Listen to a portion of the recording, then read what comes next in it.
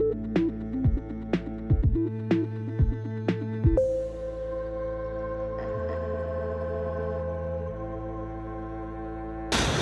guys, welcome back to Release the Craftin. Priscilla here with day 2 of the Season of the Witch Challenge. I almost forgot what I was going to say. Hashtag rtcseason if you were following along or crafting along with me.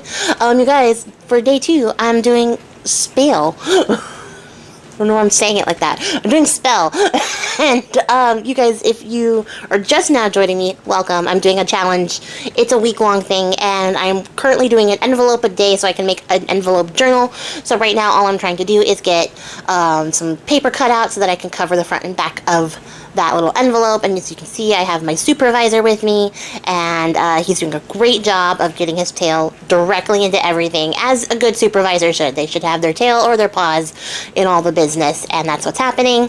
You guys, day 1 was great, right? Like, I saw so many cool things, so many people had cool ideas. I'm just so excited. Some people are really like going in directions I didn't even think were possible with these prompts, and I love it. I absolutely love it. I will say up the top, while we're still just doing some of this like foundational stuff, this video is going to be a little bit weirdly edited because I used some silver foil paper, and I realized as I was doing my voiceover the first time, this is actually the second time I'm recording, that not only was it like flashing you in my face and all sorts of things, but I was wearing a very low-cut top, and I don't want to get demonetized. So I had to edit parts out. So yeah, it's gonna have some weird cuts coming up here in a little bit, and I apologize in advance. It is what it is. Unfortunately, it's just the nature of the beast. I didn't want to put like a sticker on screen for like 2 minutes of time, because that's how long it was. So it got weirdly edited, but whatever. We made it together. It's here. It happened. It's a thing. So, since this is a thing, what are we doing? Well, right now, I am trying to sort of kind of connect this story of this witch together in a weirdly cohesive way that it'll degenerate over time. I lose the words are really hard, cohesiveness of the story as I go along, although it's still all very witchy. But for this page, I was thinking specifically that these would be the witches of the first coven that our witches like descended from. So I wanted to have them like look like these old, like, antique-y little soldered together picture frames that maybe she's just been keeping together, and they've been maybe gathering dust a little bit, but they're like a memory of some ancestors for her. So I'm using these like little portrait stickers from one of the older Tim Holtz like sticker books. I think it's called Curiosities, maybe. I'm not sure. It's an older Halloween like clippings sticker book. And I'm using these little portraits, and then I'm using a little bit of acetate to put like a little window over it to sort of emulate the glass that's typically in these soldered pendants. And then I'm using a tool I never use on this channel, or at least hardly ever, a hot glue gun, because I need it to look like metal. And you're gonna stick with me. It's a process, but we're gonna get there. So essentially what all I did is cut some acetate just a little bit larger than my portraits to make sure that we're hitting everything on all sides, and then I'm going to cut those out so that they're all their own individual piece, and then I'm just gonna make a little frame out of some hot glue. And you can do this yourself.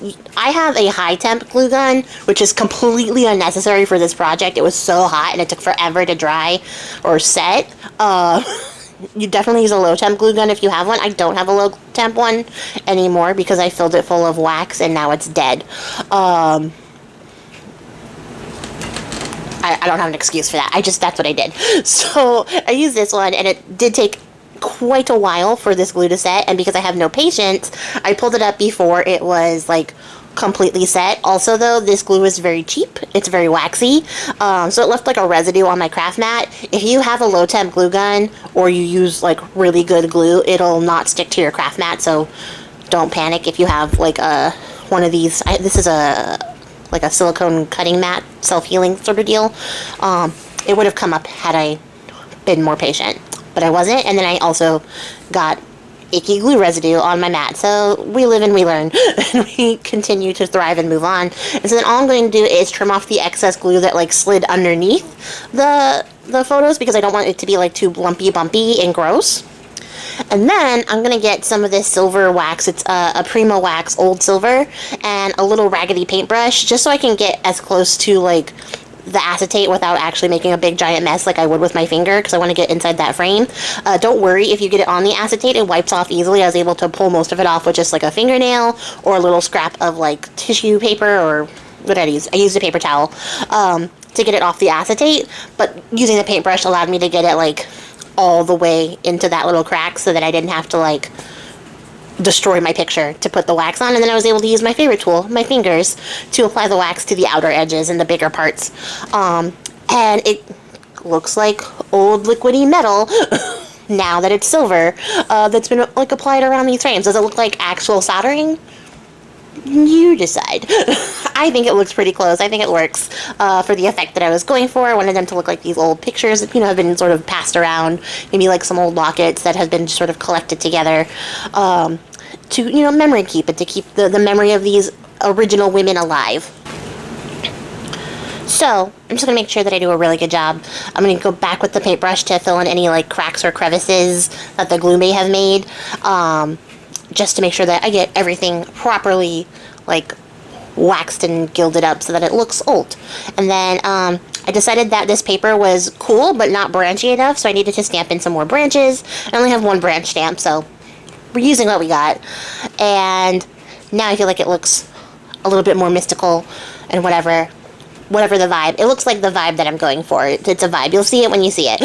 And then I'm going to go around and ink these up with a little bit of archival ink so that they look a little bit older, so they're a little bit grungier looking than just straight up pure silver. And I'm going to stick these down, and they're kind of like a portrait gallery, but not really a portrait like wall, because this is clearly outside underneath the stars. But you get the vibe. We're paying homage to the great ancestors, the great witches who came before us.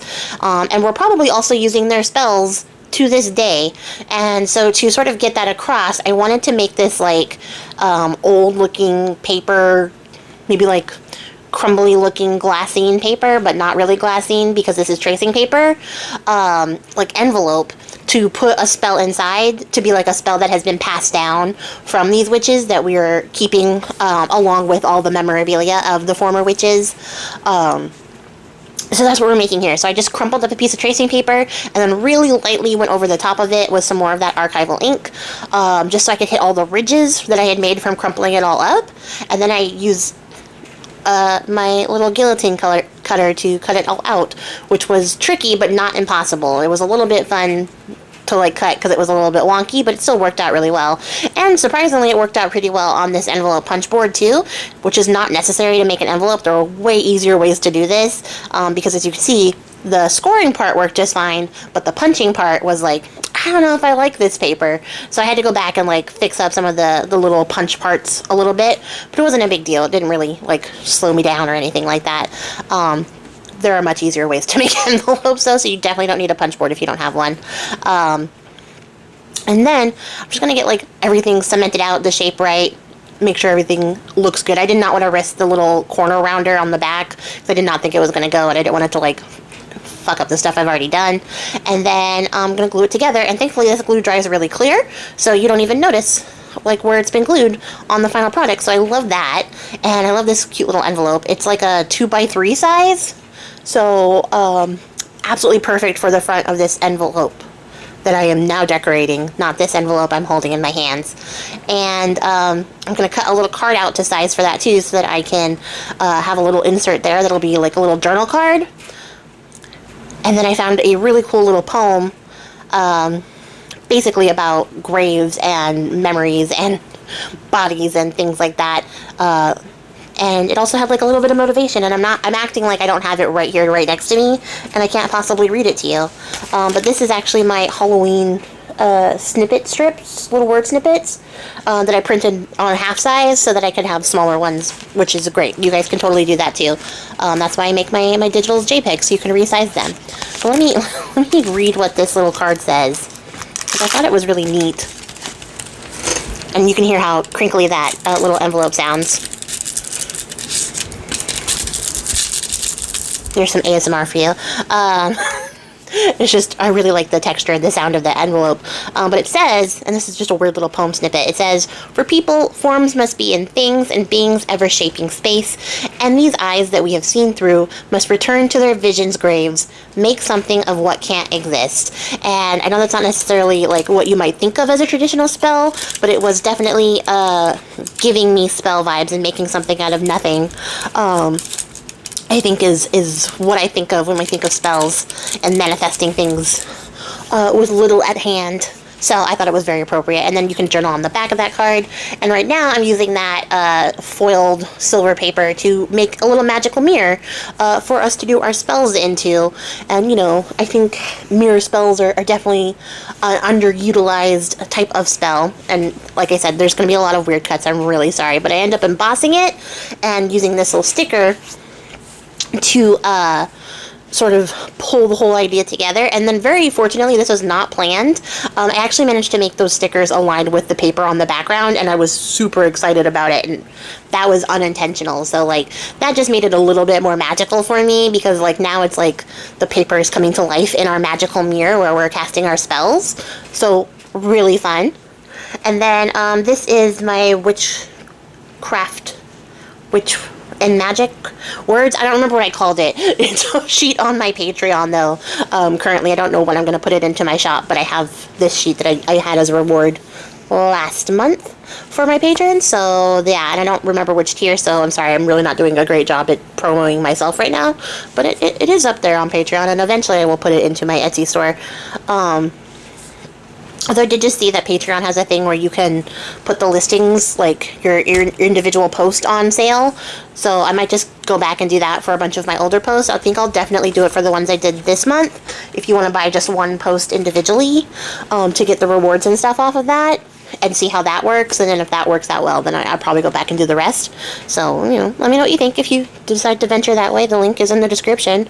I'm really doing a great job at promoting myself. So right now I'm just making a tag to go in to that little top loading pocket that we made because we cut the top open, and I'm making this a ticket shape because ticket shapes are fun. And this is like this colorful grunge paper. I have that pack in my Etsy store. I scan these so that you guys can use those as well, but I really like this one because it's like purpley and green, and it's got like some bubble texture in the background, and it's also sparkly, which I think is perfect. And then for whatever reason, when I was looking at the pictures that I pulled, I decided that this little like seashell with like vapor coming out of it was the most magical spellerific thing I have ever seen, and it had to be a part of this page. It was definitely destined for this, and I don't know, it looks like a spell in action to me, and that's why I decided that this was the photo I wanted to use for this particular envelope.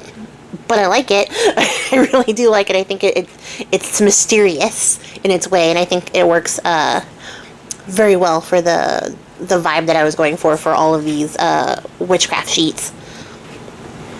Witchcraft Season of the Witch sheets. I don't remember anything that I'm talking about anymore. You guys, words are immaterial and also really hard. And then I'm just using another one of the little snippet stits. It says, come in for a spell.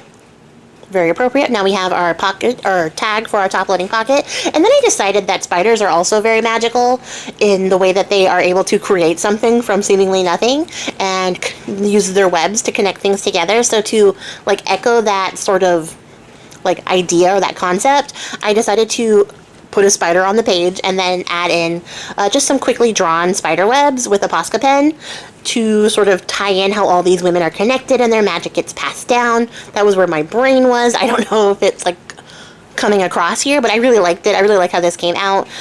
It's just some quick little like doodled in spider webs that make all these women seem very connected, like their magic ties them together across time, and I love that kind of concept. So yeah, that was really fun, and that's basically everything we do for this one, you guys. So definitely come back tomorrow, see what we do for day 3 of the Season of the Witch Challenge. Until next time, guys, I appreciate your faces. Happy crafting, and don't forget to check out #RTC Season of the Witch to see what everybody else is doing. There's a playlist in the description below. Bye!